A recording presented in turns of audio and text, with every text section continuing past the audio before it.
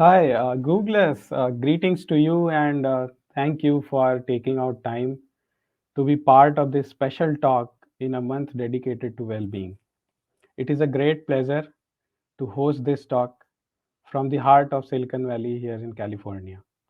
Today, we have an international speaker and educator who has devoted his entire life for a cause that he holds very close to his heart, the possibility of peace in this world. His work for humanity has brought him international recognition as an ambassador of peace. He is an internationally distinguished humanitarian who has been honored with numerous awards from respected international forums. He is also the recipient of the most prestigious International Brand Laureate Award for his services to humanity, an award previously conferred to Nelson Mandela and Steve Jobs.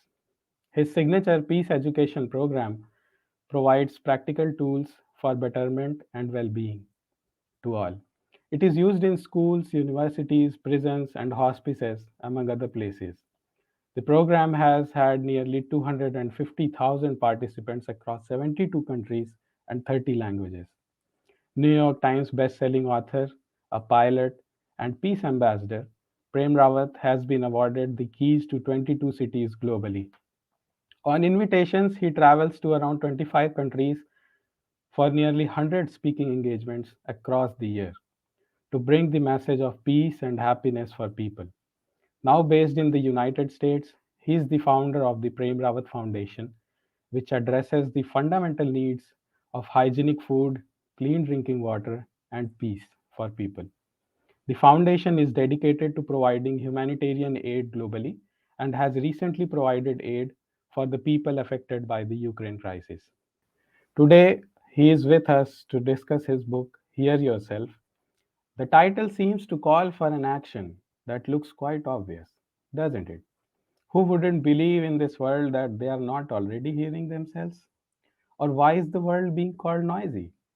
Like me, I'm sure you would have many questions too. Feel free to have them coming via the comments. Please join me in welcoming Prem Rawat. Thank you. Thank you, Prem. It's a pleasure to have this opportunity to address the Google audience. And I would like to just begin with a very simple premise here because there are so many talks out there about what you could become. What could you accomplish? What could you achieve in this world? I would like to take a little bit of time and bring your attention to what already has been accomplished, meaning you, your existence on the face of this earth. You exist. You are. You are not something that will be, but you are. And every day that you are alive, there is a fantastic, incredible opportunity that exists. And the existence of this opportunity to take all of it, to make the most of it, is what I am trying to strive for. Not only for myself, but to encourage other people to strive, to be, to take advantage of every moment that you are alive. You have in you, as a human being, an incredible power. You have in you, as a human being, an incredible light, a light that truly can take away the darkness of not knowing, the darkness of doubt, the darkness of all the things that happen to us in our life that sometimes are not pleasant. Because, looking at it from the perspective of mental health, what is it? This book deals with hear yourself. Because in every human being, there is so much noise. And a lot of this noise is not ours. It has been recorded over the period of years that we have been alive. And the noise plays, and it plays, and it plays, and it plays. And there's nothing you can do about it playing. It plays when it shouldn't play. It plays when you're trying to sleep. It plays when you're trying to drive. It plays when you're trying to eat, when you're trying to be with the person you love. It plays and plays and plays. Does he like me? Doesn't he like me? Is it this way? Is it that way? Will I get fired tomorrow? Will everything will be okay tomorrow? Have I accomplished everything that I have set out to accomplish? The noise, and more noise. But to understand your life, your existence is not about the noise. You are not about the noise. You are about this beauty that exists inside of you. You are about also not only the mind, but also this heart. You are about you without the name, just you. You, the private you, the intimate you, the understandable you. You exist. And what does it mean? It means that yes, you too have the possibility to experience peace in your life, to experience joy that like you have never experienced before, to experience a clarity every single day that truly is profound, to understand, to look around you and not be in a daze, but to look around you and know it is good. It is well. It is understood. After all, you come in this world, you're here. There's a period of time at the beginning where it seems like everything happens very slowly. But as you age, it feels like it's going by very fast. And time becomes relative because as you age more and more and more, and you realize that maybe you don't have that much time on the face of this earth. It's too little. But it's not about too little, it's not about too long, it is about being fulfilled every single day. To achieve the mental health that we need to achieve, we need to have a focus in our lives to better ourselves. Every day, it doesn't matter. We're not talking quantity here, we're not talking a scale, but to better ourselves every single day. You can do that. The thirst for that betterment is in you, and you need to feel that thirst of betterment that is in you. The ways to become better, it all begins with clarity, with consciousness, with understanding, understanding about you, not of all the things around you, but about you. Like Socrates had said a long time ago, know thyself. Know who you are. Don't be distracted because there's so much distraction. And what is distraction? It is a peculiar kind of attraction to those things that take away your attention where it needs to be. There are so many people in this world, and for them, the world becomes dark and it becomes tough and everything becomes very difficult how to move, but only if they knew the courage that resides inside of them. Only if they knew about the joy that is always there, even when everything is difficult, even when everything is dark, there is a light inside. You need, if you want to have the focus of betterment, you need to welcome that light every single day. You need to get in touch with who you are every single day. This needs to be your passion. This needs to be what really engages you. This needs to be the dialogue that you need to be having with yourself, not with your friends, not with the 10,000 other people, but with yourself. That you include yourself in your life, not exclude, not include everybody else, but exclude yourself. But you need to start including yourself. And maybe the best ways to start is by understanding, by knowing, as Socrates said, who you are. Life is simple on one hand and complicated. And if it is complicated, if we find it complicated, believe me, it's our doing. We I come across so many people who question what's going on? What is all this technology all about? What is this? What's going to happen? There's so much fear. But what about courage? Where's the courage? Who talks about the courage?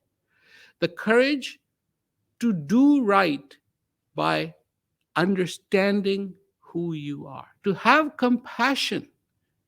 We talk about peace, but we don't talk about empathy. We don't talk about compassion. These are also our traits. If we were to look at this coin, and on one side of the coin is our ability to have wars, which we are very good at, the other side of that coin is our ability to have peace. We have repeated and repeated and repeated only one side of the coin. We haven't looked at the other side of the coin. I would like to invite everyone on the face of this earth as a challenge to include that other side of the coin, the side of the coin that is about peace, that is about compassion, that is about understanding, that is about the joy of being alive. Our problems may be many, but the solutions can collectively be found. We can come together as societies, as human beings living on the face of this incredible earth to find solutions to our problems. We have done it in the past. We're good at it. We can collectively do things. It is the list goes on and on and on of what human beings have been able to accomplish on the face of this earth. Good is just that is felt in the heart. And this is the challenge of today.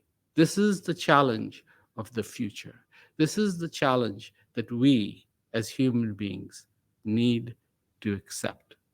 Because otherwise, we will go on, technology will pull its own way, and human beings will become more scattered and more scattered and more alienated and more alienated and more alienated. We cannot afford that. It cannot be like that because it doesn't need to be like that. The problems can be solved. A lot of people look at the problems as big mountains. And people say to me, all I see is a big mountain, and how am I going to get across that mountain? I keep reminding them it is not about going over the mountain. It is about getting to your destination. Find a path around the mountain that'll take you where you need to go. You don't have to go over the mountain, you can go around the mountain. And sometimes that is the best strategy that you can have because you are alive.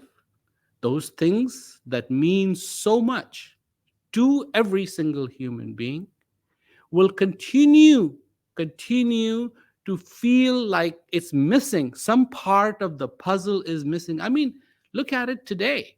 There's so much technology. There's so much. I mean, you can imagine somebody from 1800 showing up at the door, looking at the lights, looking at the cameras, looking at the television, looking at all the things that exist,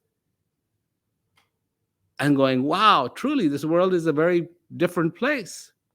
But still, I think every single human being will understand when I say that there is something that is missing. It's not there. We find ourselves again and again in the midst of these wars, in the midst of things which divide people instead of bringing people together, divide people, ideas dividing people, where the idea should be uniting people, when people should be coming together to solve common problems that ail all of us. And we already saw when the COVID came, it was such a thing. And we needed to do what we needed to do. But it divided us more and more and more. Believe me, there is good, and that good needs to shine. Shine every day. There is a joy, and that joy needs to be felt every single day. Is this possible? Even in the face of all the adversity that there might be? And the answer to that is yes, it is possible. You, in you, have that courage. Discover. Discover. Where does it begin? It begins by understanding that peace begins with you. A lot of people go, "Oh, that's just that cannot be," because we're talking about what peace are we talking about? A lot of people go, "Oh, we're talking about world peace, aren't we?" No, I'm not talking about world peace. I'm talking about the peace that resides in your heart. You are part of the puzzle. You can see and feel that joy inside of you. And when there is that peace in you and in the person next to you, and the person next to you, and the person next to that person, and the person next to that person, and so on and so on and so on, then the possibility of having peace across nations becomes possible. Yes, there is a lot of good, and that good needs to be perpetuated. It comes from you, it's from your heart, from your understanding. And this, to me, becomes the center, becomes the core. Because how are we going to have good mental health if we are not proceeding in the direction that we should be proceeding in? Something that truly is about our own betterment. Betterment. Bettering ourselves every single day. A little bit more, a little bit more, a little bit more. And once you understand that there is literally no limit to it, where that can go, where that can take you, then let it be. Make that effort, because we make an effort for everything else. We make so much effort to be in good graces of our friends. It is very important to us how our friends see us. I'm not here to change that. That's up to you. I just want you to add one little bit to it, is how you see yourself. You need to see yourself the way you really are. Not judgmental, but the way you really are. This breath coming in and going out. The gift of existence touching you. That in the midst of the billions and trillions and trillions and trillions of stars, the drops of water, the dirt, the trees, the butterflies, the caterpillars, the birds, you exist. For a relatively brief period of time, but you exist. And this existence needs to be celebrated. This existence needs to be understood.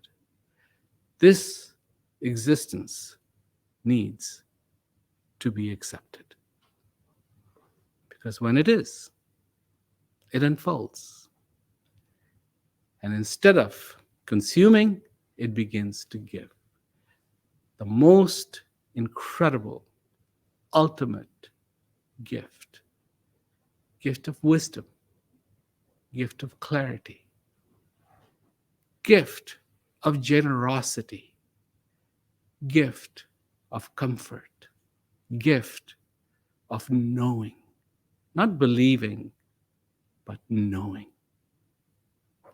And then, truly, things begin to transform the way they should be. Because this is the possibility of life. And I see this for every single human being on the face of this earth. I see this for everyone. Whatever their color, whatever their religion, this has nothing to do with that. It is finding that one human being in the midst of all the billions and billions of human beings. Your challenge is to find yourself. And if you can, then I think you won. You won.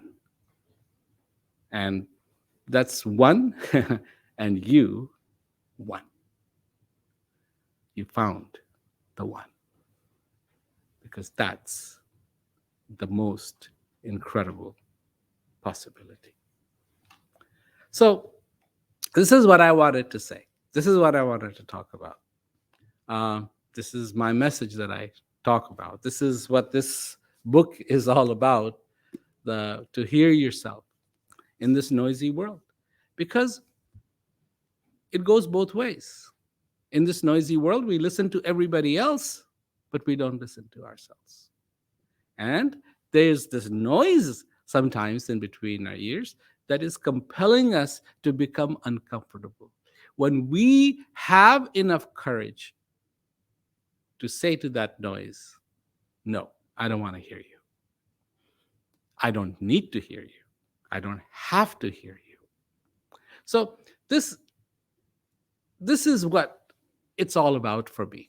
This is what my effort has been, to go and not try to convince people of this. I don't want to convert people of this, but just to talk to them that inside of each human being is the most amazing possibility. And you need to bring that and make that possibility not a talk, even though this is Google Talk, not a talk, but a reality in your life. Peace cannot be about words. Peace cannot be about somebody coming and giving you a lecture. Peace has to be something you feel that is accessible to you anytime that you want. So, this is how it needs to be. It can be if you so want. If you so want. If you don't want that, fine. You take the words, you hear it into one ear, and you blow it out the other ear. But if you want, you can let this simple message touch your heart in a way where you understand this possibility. And I know you have felt this possibility in your life before. Maybe most people blow it off because they don't know that it is really possible and how it's going to happen. But I'd like to tell you today, begin with yourself.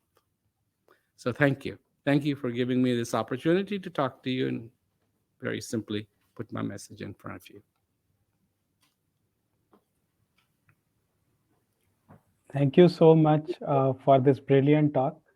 Now is the time for questions. And to start the question answer session, I'll start with the first question.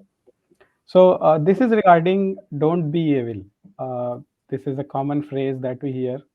Uh, why is it that goodness is not a natural choice among all human beings? Good manners have to be taught right from when we are a kid. Example, we also hear, thou shall not steal, thou shall not kill. It has to be force imbibed from outside. And in spite of all these, people end up choosing negatives, the violence, the war. Why? Why? Well, for a lot of people, they end up choosing war because they don't really know about the possibility of peace. Nobody teaches us about peace. Nobody says, look, there's another possibility here. Something else can happen. Kindness is real. And amongst children, when the children are really young and then they play with each other, they don't have a problem sharing.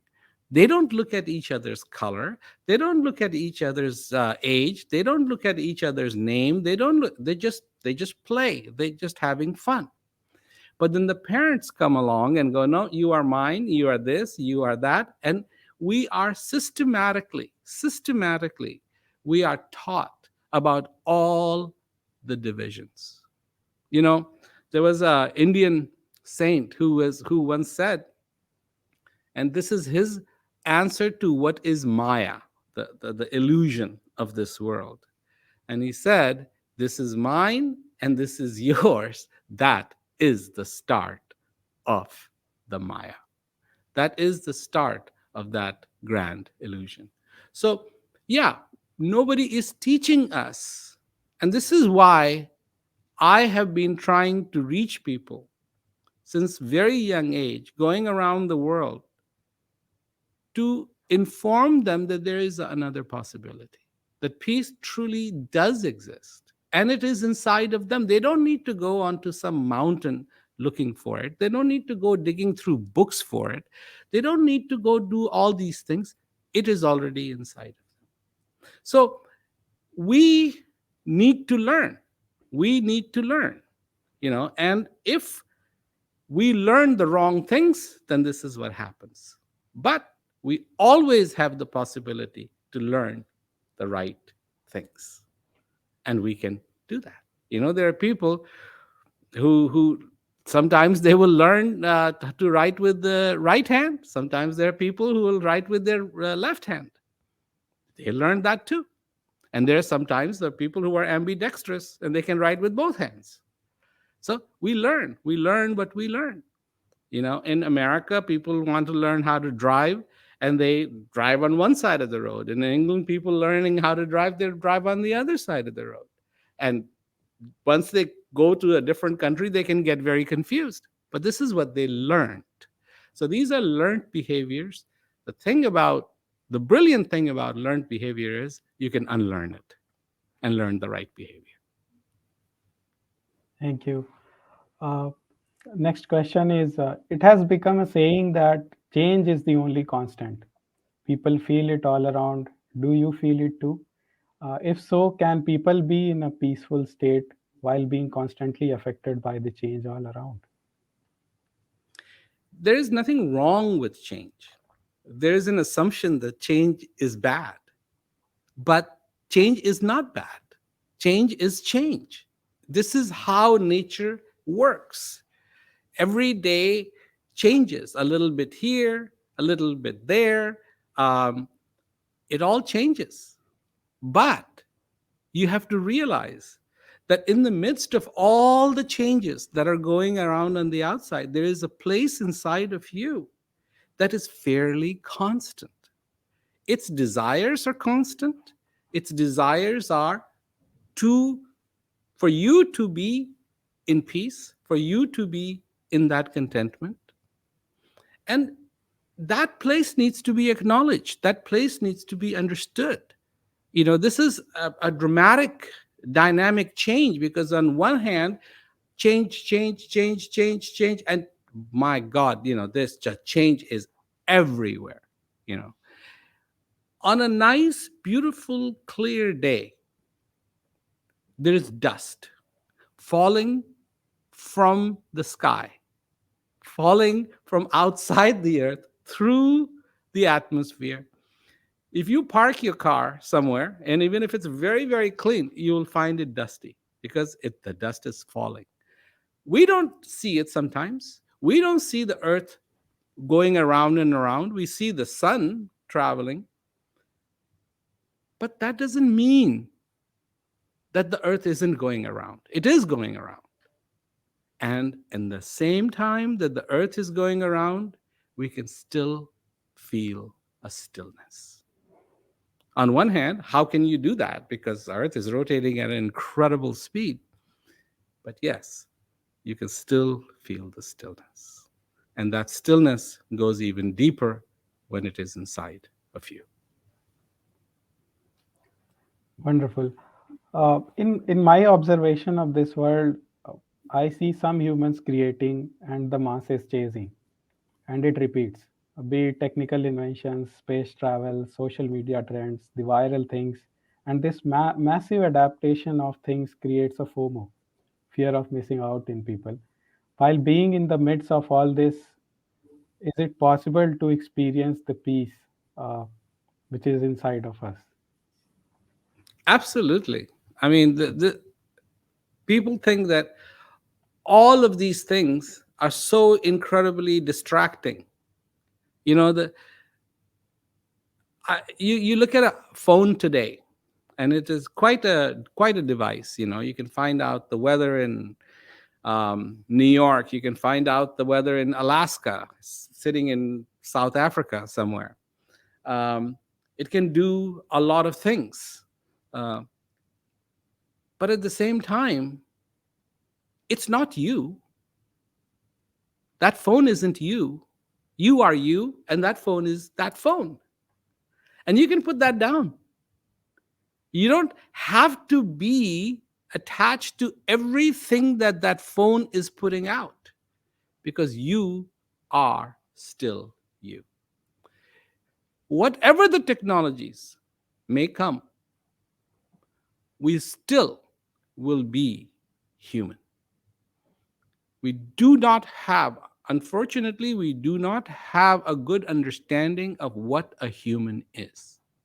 So that's why we look at technology and not the human. We need to understand what a human is. Some people say we are monkeys. And if truly we are monkeys, we will be fascinated by all this technology till kingdom come. But as a human, maybe we are monkeys, but this monkey also knows that in the heart of this monkey resides a very beautiful feeling, a feeling of clarity, a feeling of love, a feeling of understanding, a feeling of joy, which no matter how many apps are developed, will not bring that feeling. They will bring other feelings, but not that feeling. And to me, that's important, that that's our root. If we do not acknowledge our root, then can we afford can we afford to venture out as far as we want to? A tree that has rooted itself well can really take on the wind, can sway quite a bit. But a tree that is not rooted well will a little bit of wind and it's in peril. It's the same thing for human beings. That if we are not rooted well in being human, then the further and further and further we go, we are attracting greater and greater danger. Take us away from our heartfulness, take us away from our mental health, take us away from what can allow us to feel the courage that is inside of us, the light that is inside of us, the peace that is inside of us. Great. As I see, changing the canvas will not make the painter better.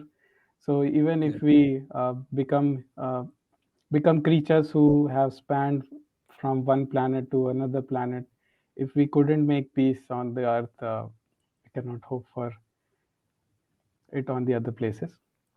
Uh, Very well put. Yeah, it's true. for peace, do you think it is an attainable state or a way of life? As in, how can somebody know if they are really in peace? And is there something if they do that will disturb that state and bring them back to their previous state? Well, how do you know you are full when you're eating? How do you know you're full? It isn't like an LED goes off, on the outside that you're full, but you feel it. You feel you're full. And when you can feel you are full, this is good. It's a good feeling for people. And they eat, eat, eat, eat, eat till they feel full. Peace is like that too. How do you know you are feeling peace? Because you feel that peace through your heart, not through your mind, through your heart. Once you feel that heart expressing, and one of the things that heart does, and this is what's very important, when the heart experiences peace, it puts forth a prize for you, a gift for you. And that gift is called gratitude. It gives you that gratitude. You find yourself being thankful. And that, then you know, then you know. Will you become hungry in 24 hours again? I hope so. I hope so. Because that process, consciously always trying to be in peace, is a very beautiful process. A lot of people think that once they have experienced peace, they will always feel peace. This is not the case. You have to be conscious. This is what when you love somebody, you have to love them. It's not like you fall in love once and that's the end of it. No, you have to keep falling in love. You have to love them. You have to love them. You have to love them. You have to love them. Look at a baby, look at a child. Once you hug a child, you think that's enough? No, they want to be hugged again and again and again and again because it is a very precious process, in fact, to set out on that journey of being fulfilled every day. Great. Today, we see a huge online market for mindfulness and spirituality. It gets sold like a pill to gain missing superpowers back. Is peace related to mindfulness or spirituality, or can it bring us superpowers? Well, peace is a superpower, so far I'm concerned. To be grounded in midst of turmoil has got to be a superpower. Does it come through spirituality? Absolutely not. Absolutely not. It has nothing to do with spirituality. It has nothing to do with outside things. It has nothing to do with a belief system. There are people who would easily sit there and go, yeah, I think I've got peace. I think I've got peace. I think I've got peace. That's not peace. That's you got a piece of something, but that's not peace. And to have peace, your heart gives you that gift. It's called gratitude. And you can feel that gratitude in your life. You can feel that fullness in your life. That's what feeling peace is all about. So, is peace really subjective, or it is same for all? Different. Well, the issue is this: it can be called that is objective, that is the same for all, but will everyone describe it exactly the same way? And that's where it becomes subjective. It's not objective anymore. So, this is what has happened over the period of years. You have so many people who have written about what that piece is, but they've described it totally different. And so, feeling contentment, it could be that somebody eats a bagel and they feel contented. It could be somebody eats a naan and they feel contented. Somebody could be eating a sourdough roll and feeling contented. And so they might say, well, sourdough roll brought me contentment. Somebody says, no, no, no, no, you're wrong. There's that story. There were four blind men. One time they were walking, and from the other direction, this guy sitting on the elephant was driving his elephant down the road. And he said to the blind people, he said, could you please move out? I'm bringing my elephant through. They all started talking to each other. They finally said to the driver, said, could you please just stop your elephant? We've never, ever experienced an elephant, and we would like to know what an elephant is. So the first blind person, they took the trunk of the elephant, started feeling it, and then they stopped. The second one felt the ears. The third one felt the tail. The fourth one felt the leg. And they said, thank you very much. Now we know what an elephant is. So, just out of curiosity, the elephant driver said, could you explain to me what exactly you think an elephant is? So he said, yeah, it's really, really easy. It's like a thick branch, the one that had experienced the trunk. It's like a big, thick branch. Other one said, no, no, no, it's not like a big, thick branch. It's like a big, really big, thick, big trunk of a tree. The other one said, no, no, no, no, no. It's like a banana leaf, the one who had experienced the year. The other one said, no, it's like this very skinny little branch with hair at the very end, the one that had experienced the tail. And the driver, the elephant driver, all he could do was laugh, because none of those things was that elephant. And this is what happens.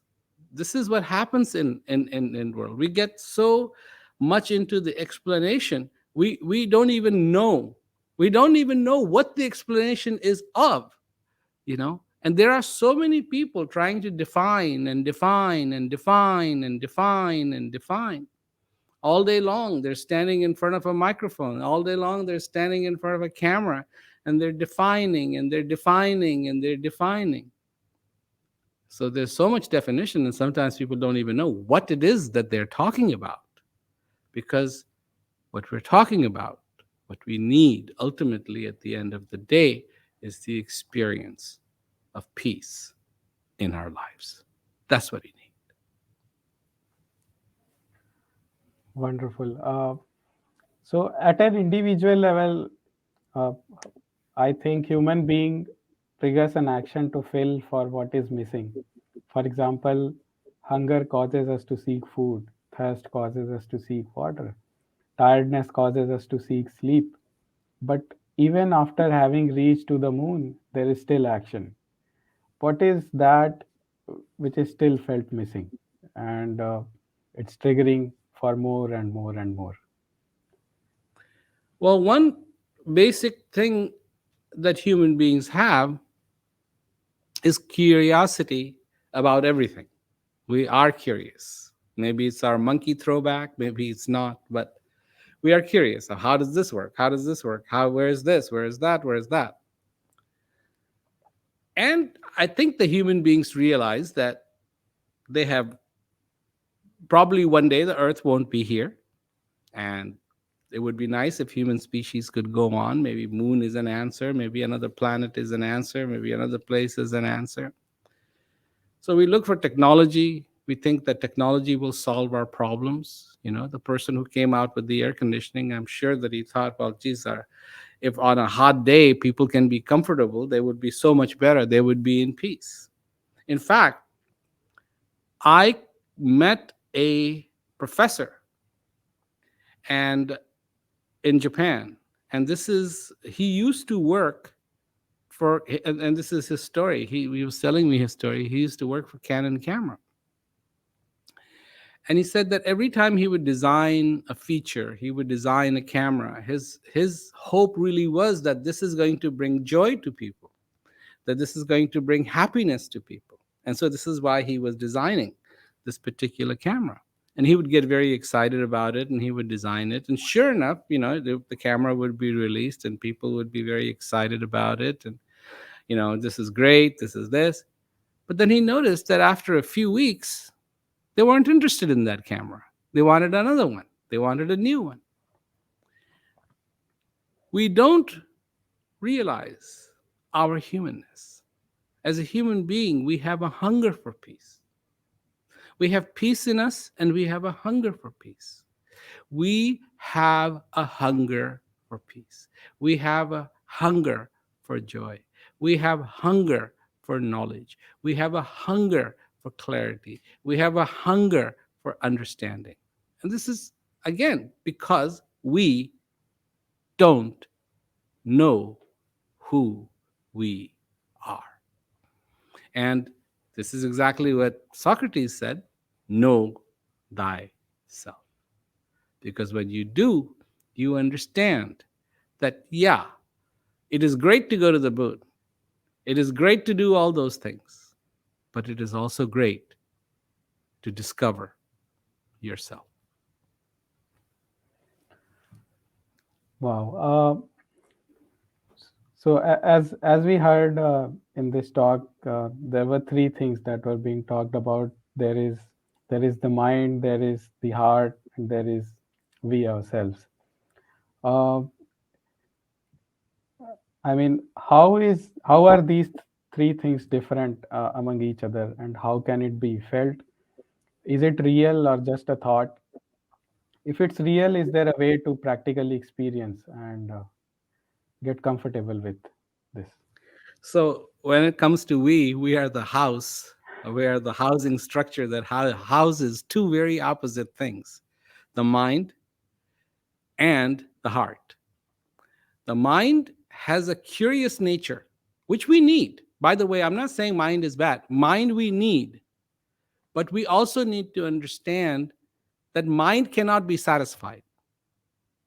Don't try to satisfy the mind, because a lot of people do. And that to me is an utter mistake, because it, in its nature, cannot be satisfied. It constantly looks for the new, it constantly looks for something different, it constantly is searching for something else.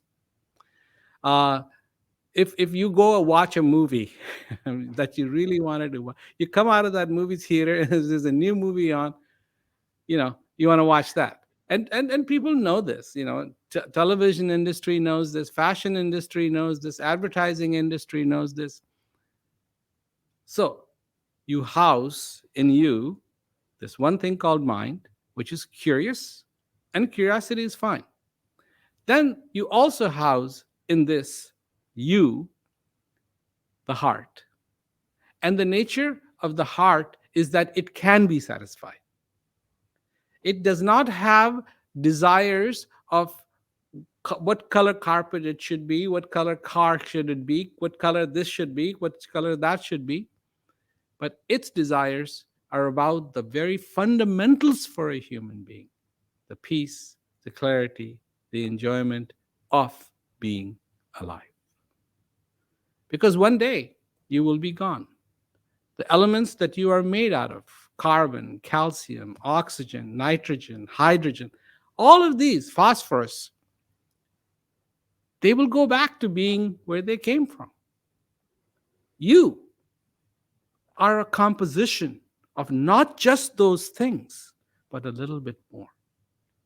And what that is, that little bit more, needs to be understood by every single human being, because that's the gateway to true opportunity. Excellent. This was such a lovely experience, and thank you so much for spending this time with us. Thank you so much for sharing your priceless wisdom and answering our questions. It was such a pleasure, and we are sincerely thankful. Thank you, and thank you very much. And I'd like to thank your audience for giving me the opportunity to be able to present this message. And I hope they get something out of it. Thank you.